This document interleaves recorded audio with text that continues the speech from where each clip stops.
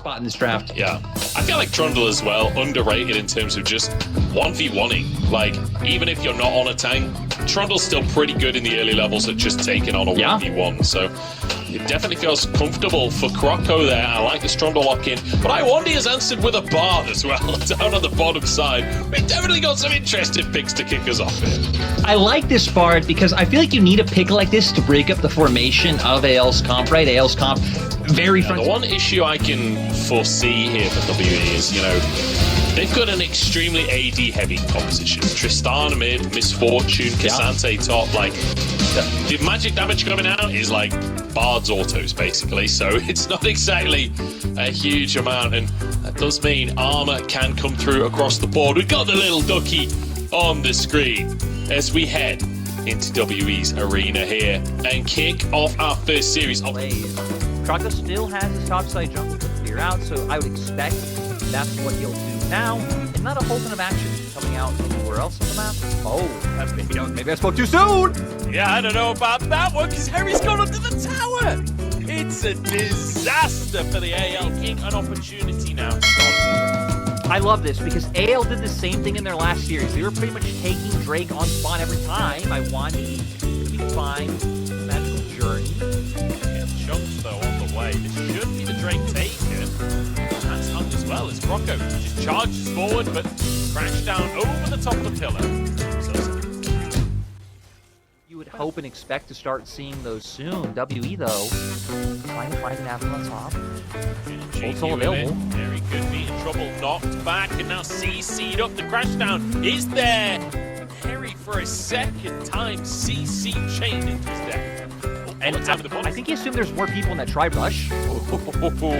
Iwandi knew someone was there. He knew what was going on. Gale could be in trouble here, but has his ultimate available. Will walk away with his life as Shank's in trouble here. Wayward pulling him away from the tower. Shockwave to buy space, and Harry gets in between his mid laner and Wayward, but Wayward's having none of it. Forces the flash, blast cone away, but Wayward's ghosted, and Shanks is down. It's a solo kill from the Wayward Warrior as Fofo moves in to try and finish off Harry as well. I'm pretty sure the Udyr gets bring it to AL a little bit more than what we saw in the first series.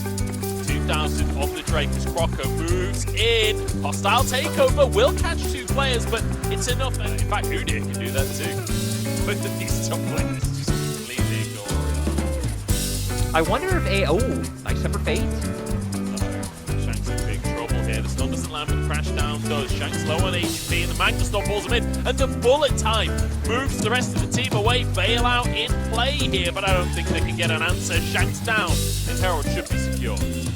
I don't even think AL could have been talked about, like, a lot of the time you can even forego moves if you have an opportunity to get spiked together. There's already there, but I was curious who is shot calling on this team, who is the one leading the charge team. Maybe Hung is the one calling the shots. See if we can find out some interviews over the next week or two. If that's the case. The Fate comes out, and the bullet time, look at the combo onto Hope. Keeps himself alive for a second with the bailout, but it's not enough. 1-for-1 now as they go underneath the tower. Iwandi low on HP, trying to escape and take it down. Double kill comes through for Shanks, and they're looking for a little bit more. Wayward over the wall, though, and Fofo hops away. And it's a stalemate lyric as they both teams posturing. Dragon started here. Harry moves forward.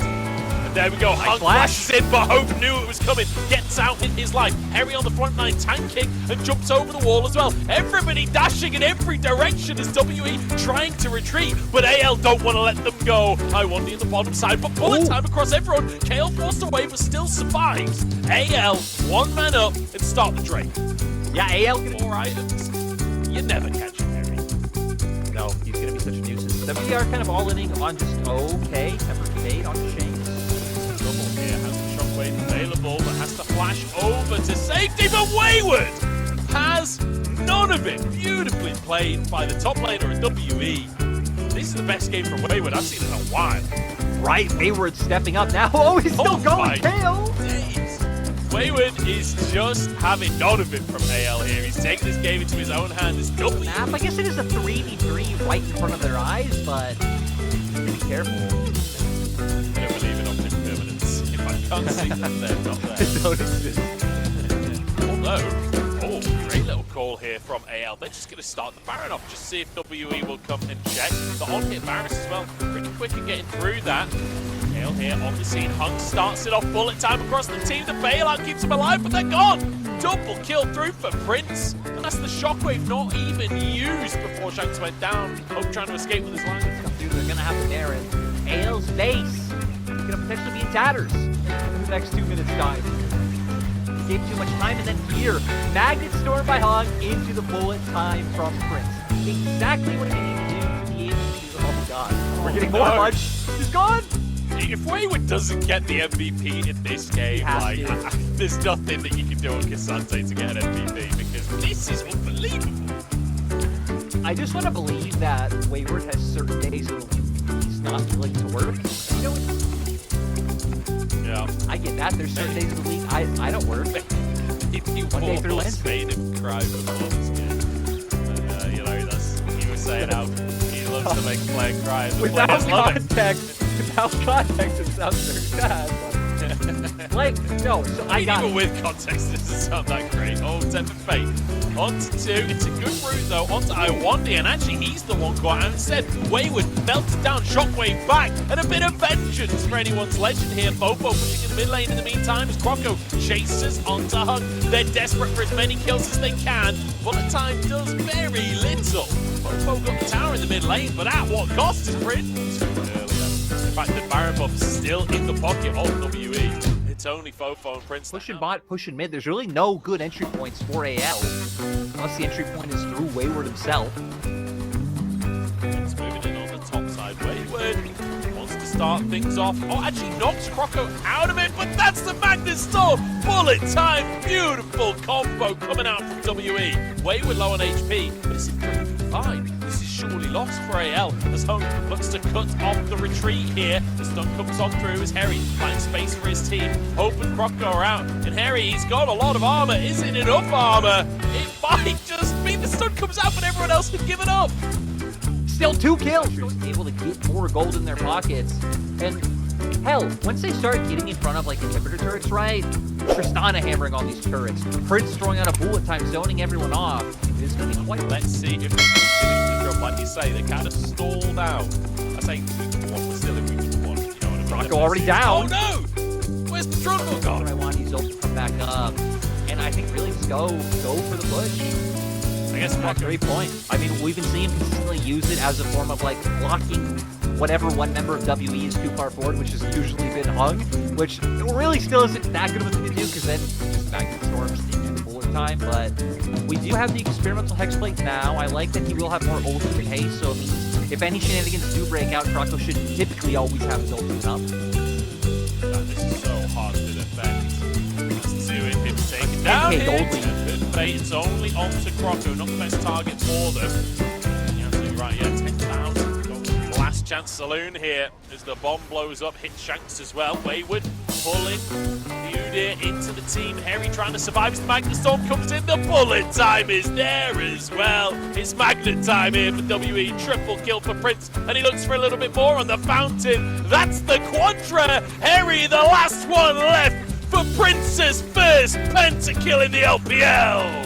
You don't have to worry about, anything else on the other side. Get more, engage yourself, be able to take fights on your terms. But this sets up even more just for the Xayah to be this pick for the side of anyone's legend.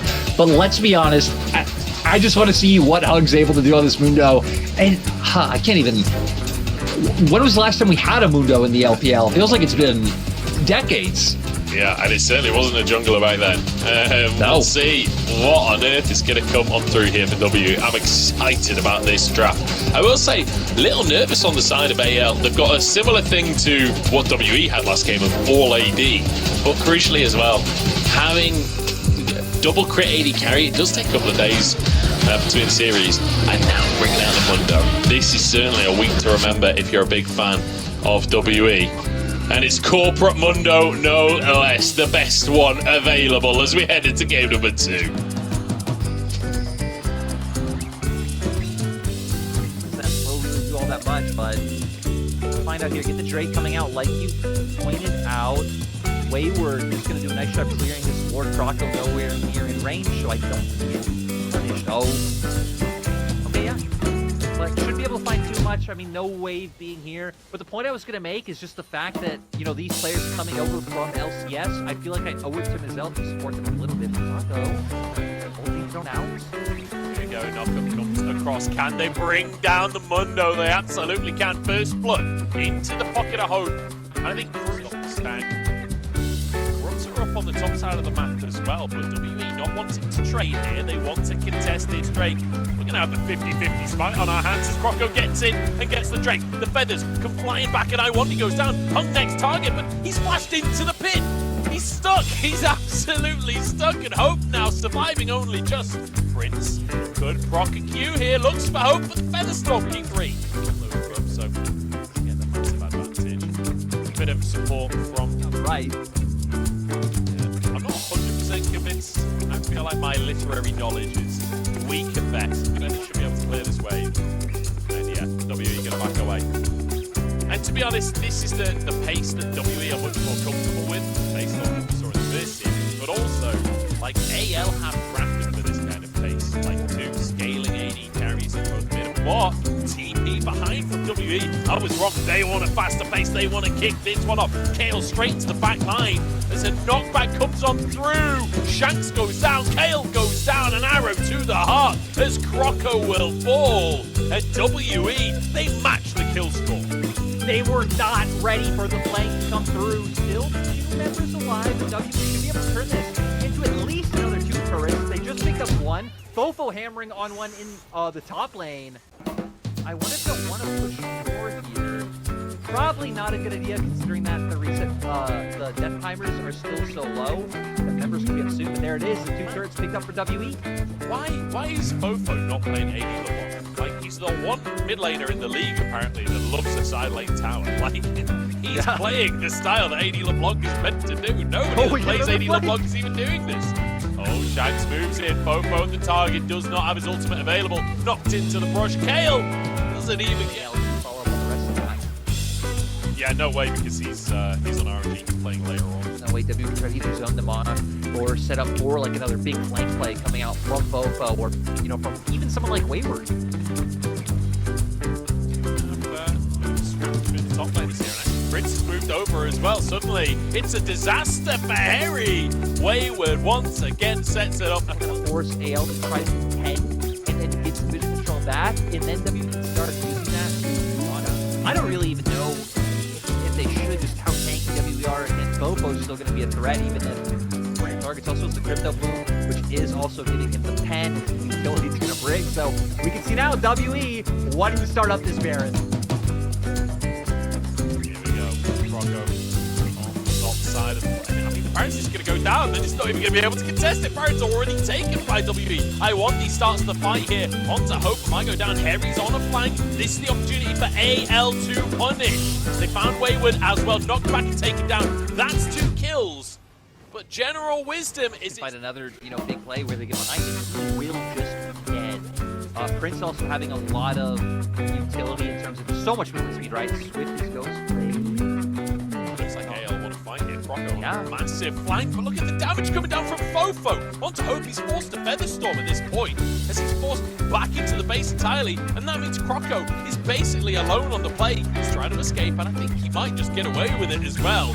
This play, this is one where you got to tilt your head sideways right here, because it's going all kinds of pear-shaped. Harry knocked up, jumps away to safety, keeps himself alive here. But iWandy now using that ultimate. Shanks getting in onto the play, but hooked up by iWandy here. The bomb on iWandy's head. Can Shanks survive is the question as iWandy retreats to the tower. Hope taken down by Fofo as they look for more onto Croco as well. Wide on the hook, but pulled in by Wayward. And now, towers falling. WE feeling strong with the Baron buff still in pocket. They can siege the base. Fofo is just huge right now, and it looks like that's what they're going to do. Harry trying to put some stuff behind him, but it doesn't mean anything. They can just take the base. This fight was all about Fofo. Massive damage coming in, forcing the ult early from Hope, and finishing off Shanks as well. This is WE coming back in style. A disastrous first series, but now a 2-0.